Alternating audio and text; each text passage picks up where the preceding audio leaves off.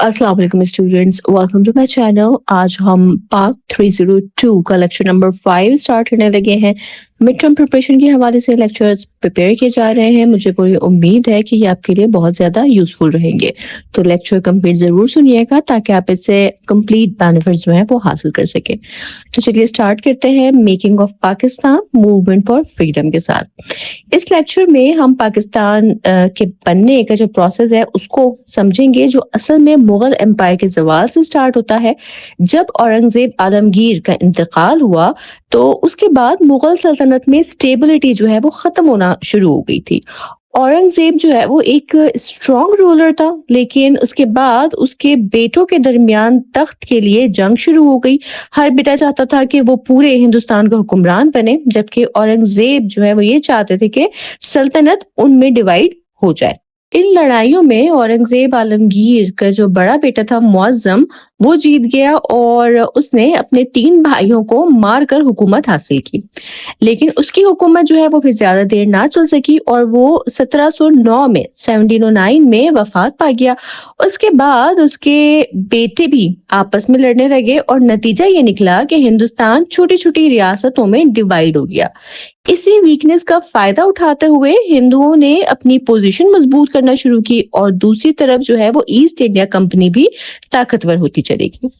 اس دور میں جو ہے وہ 3 بہت امپورٹنٹ ڈیولپمنٹس ہوئیں۔ پہلی تھی اورنگزیب کی وفات اور مغل امپائر کا زوال، جس نے پوری پولیٹیکل سٹرکچر کو ویک کر دیا تھا۔ دوسری تھی ہندوؤں کی انڈیپینڈنس اور ان کا مختلف اسٹیٹس میں ڈیوائیڈ ہونا، جس سے ان کی پولیٹیکل آئیڈینٹی جو ہے وہ ابھر کر سامنے آئی۔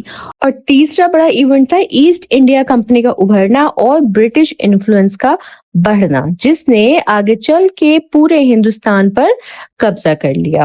برٹش جو ہے وہ اصل میں 1600 AD میں ہندوستان آئے، جب انہوں نے کوئین ایلزابتھ سے ٹریڈ کا چارٹر حاصل کیا۔ اس وقت مغل بادشاہ جہانگیر جو ہے وہ موجود تھے اور برٹش نے بنگال میں اپنی ٹریڈنگ جو ہے وہ سٹارٹ کی۔ دھیرے دھیرے وہ ایسٹ انڈیا کمپنی کے نام سے اپنا انفلوئنس بڑھاتے گئے اور اپنی حفاظت کے لیے انگلینڈ سے ہتھیار بھی لے کے آئے۔ مغل امپائر کے کمزور ہونے کے ساتھ ہی ہندو جو ہے وہ مضبوط ہوتے گئے اور مسلمانوں کی پوزیشن وہ کمزور ہوتی چلی گئی۔ بنگال کے نواب علی وردی خان نے اپنے نواز سے سراج الدولہ کو سکسیسر بنایا، لیکن اس کے اپنے ہی لوگ جیسے میر جعفر اور میر قاسم اس کے خلاف ہو گئے۔ بہت امپورٹنٹ ایونٹ ہوا 23 جون 1757 کو، جسے ہم بیٹل آف پلاسے کہتے ہیں۔ یہ جنگ سراج الدولہ اور ایسٹ انڈیا کمپنی کے درمیان ہوئی، جس کا لیڈر لارڈ کلائیو تھا۔ اس جنگ میں میر جعفر نے غداری کی اور سراج الدولہ ہار گئے اور مار دیے گئے۔ اس وکٹری کے بعد برٹش نے بنگال پر کنٹرول حاصل کر لیا اور یہیں سے انڈیا میں برٹش رول کا پراپر آغاز ہوا۔ لارڈ کلائیو جو پہلے ایک کلرک تھا، بعد میں بنگال کا گورنر بنا اور برٹش پاور کو اس نے مضبوط کیا۔ ٹھیک ہے، اس جنگ کے بعد ایک اور امپورٹنٹ اسٹیپ تھا، وہ تھا گرانٹ آف دیوانی 1765 کا، جس کے ذریعے ایسٹ انڈیا کمپنی کو بنگال میں ریونیو کلیکٹ کرنے کا حق مل گیا۔ یہ ان کی اکنامک پاور کو سٹارٹ کرتا تھا، جس نے ان کو ہندوستان میں مزید مضبوط بنا دیا۔ پھر 1798 میں لارڈ ویلسلی نے سبسیڈری الائنس سسٹم انٹروڈیوس کیا۔ اس سسٹم کے مطابق انڈین اسٹیٹس کو برٹش آرمی رکھنی پڑتی تھی اور اپنی فارن پالیسی بھی برٹش کے کنٹرول میں دینی ہوتی تھی۔ کچھ اسٹیٹ جیسے میسور، مہاراشٹرا اور مدراس نے اس سسٹم کو ریجیکٹ کیا، لیکن حیدرآباد کے نظام نے ایکسپٹ کیا۔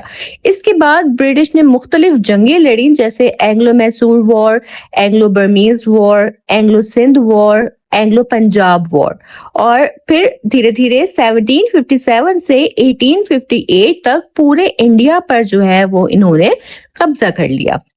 انڈیا کی ہسٹری میں 3 مرتبہ جو ہے نا وہ یونٹی دیکھی گئی۔ پہلی مرتبہ اشوکا کے دور میں، اینشنٹ انڈیا کے ٹائم پہ، ٹھیک ہے۔ دوسری مرتبہ دیکھی گئی اکبر کے دور میں، جو میڈیول انڈیا کا ٹائم تھا، ٹھیک ہے۔ اور تیسری بار دیکھی گئی برٹش رول کے دور میں، جو ماڈرن انڈیا کا دور تھا۔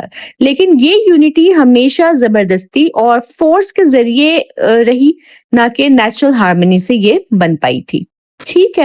1857 کی وار آف انڈیپینڈنس کے بعد بہت بڑی تبدیلی آئی. اس کے بعد جو ہے وہ مسلمان اور ہندو موومنٹ جو ہے وہ الگ الگ ڈیولپ ہونے لگ گئی تھی. مسلمس کو اس جنگ کی ذمہ دار ٹھہرایا جانے لگا تھا، جس کی وجہ سے ان کی سوشل، پولیٹیکل اور اکنامک کنڈیشن جو ہے وہ بہت ہی زیادہ خراب ہو گئی تھی. 1858 میں برٹش نے ایسٹ انڈیا کمپنی کا سسٹم ختم کر دیا اور انڈیا کو ڈائریکٹ اپنے کنٹرول میں لیا.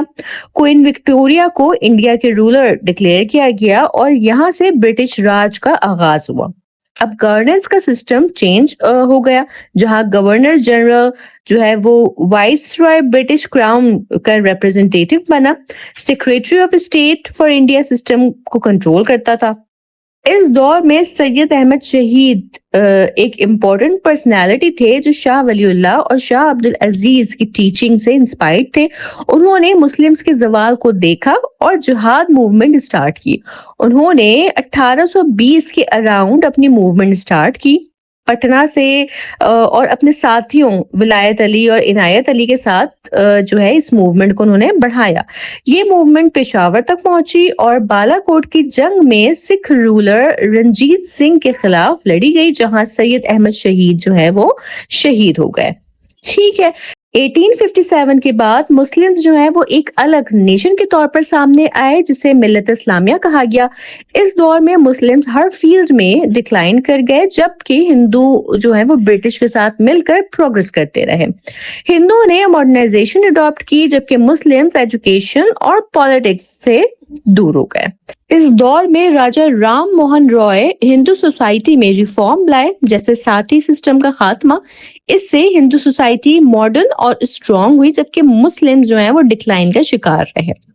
پھر ایک ٹرننگ پوائنٹ آیا جب سر سید احمد خان نے مسلمانوں کو گائیڈ کیا. انہوں نے کہا کہ ایجوکیشن حاصل کرو، اسلامک ایجوکیشن کے ساتھ ساتھ ویسٹرن ایجوکیشن جو ہے اس کی طرف بھی رغبت دلائی. سائنس اور ٹیکنالوجی سیکھو، پالیٹکس سے دور رہو، برٹش اور ہندوؤں کے ساتھ ہارمنی رکھو. انہوں نے علی گڑھ موومنٹ سٹارٹ کی جو مسلمانوں کی ریوائول کا سبب بنا. سر سید احمد خان کا انتقال 1898 میں ہوا، لیکن ان کی جو ٹیچنگز تھیں وہ مسلمز کو نئی ڈائریکشن دے گئیں. اس دور میں ہندوؤں نے 1885 میں انڈین نیشنل کانگریس INC بنائی، جو ایک اسٹرانگ پولیٹیکل پارٹی بن گئی. اسے ایلن آکٹیوین ہیوم نے اسٹیبلش کیا. برٹش نے بھی کئی ایکٹس پاس کیے، جیسے چارٹر ایکٹ پاس کیا 1813 میں، 1833 میں، 1853 میں، اور انڈین کاؤنسل ایکٹس پاس کیے 1861 اور 1892 میں. ان سب ایکٹس نے ہندوؤں کو پالیٹکس میں اسٹرانگ بنایا، جبکہ مسلمان جو ہیں وہ ابھی بھی پیچھے ہی تھے. پھر 1905 میں لارڈ کرزن نے بنگال کو ڈیوائیڈ کیا، ایسٹ بنگال جہاں مسلم میجورٹی تھی اور ویسٹ بنگال جہاں ہندو میجورٹی تھی.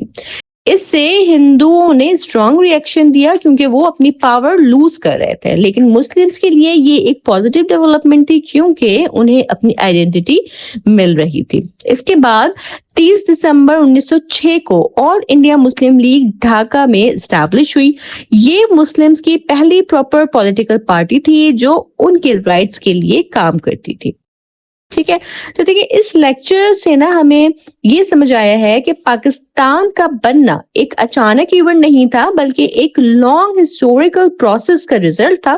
مغل امپائر کے زوال، برٹش رائز، مسلم ڈکلائن اور پھر سر سید احمد خان اور مسلم لیگ کی ایفرٹس نے مل کر ایک سیپریٹ مسلم آئیڈینٹی کو اسٹرانگ کیا، جو آخر کار پاکستان کے قیام کا سبب بنی. ٹھیک ہے جی، اس کے ساتھ ہی ہمارا لیکچر نمبر 5 یہی مکمل ہوتا ہے. مجھے امید ہے کہ یہ ٹاپک آپ نے اچھے سے انڈرسٹینڈ کیا ہوگا. اگر آپ کے کوئی سوالات یا کوئی فیڈ بیک ہو تو آپ مجھے کمنٹ سیکشن میں ضرور بتائیے گا. چینل سبسکرائب کرنا ہرگز نہ بھولیے گا اور میرے لیکچر کو اپنے فیلو اسٹوڈنٹس تک بھی لازمی پہنچائیں. ورچوئل یونیورسٹی کے ڈفرینٹ گروپس میں سے شیئر کریں تاکہ زیادہ سے زیادہ اسٹوڈنٹ جو ہے نا وہ اپنے مڈ ٹرم کی اچھی پریپریشن کر سکیں. میں انشاءاللہ تعالیٰ اپنے نیکسٹ لیکچر کے ساتھ جلد حاضر ہوں گی. تب تک آپ سب اپنا بہت خیال رکھیے گا. اللہ حافظ.